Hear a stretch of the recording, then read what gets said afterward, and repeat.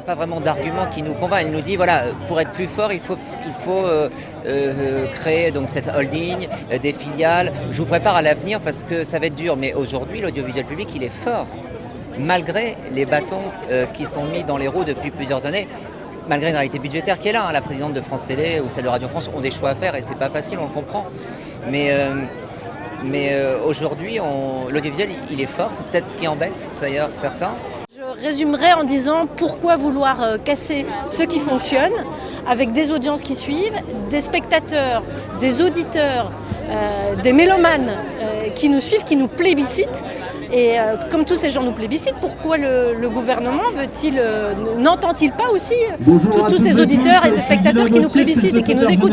C'est les mépriser d'une certaine manière. Le ministère de la Culture n'est qu'un marchepied pour l'Amérique du Nord.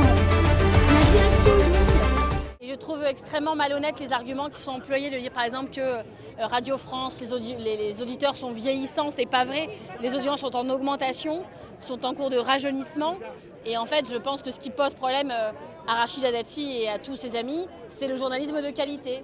C'est d'avoir des rédactions qui se battent pour leur indépendance. C'est d'avoir du temps pour l'investigation qui se perd aussi de nos temps. C'est aussi d'avoir des formats longs consacrés à des sujets du moment. Par exemple, la Terre au carré, vous voyez bien que c'est un format qui est adoré des auditeurs, qui va dans le fond. Et en ce moment, il y en a quand même besoin.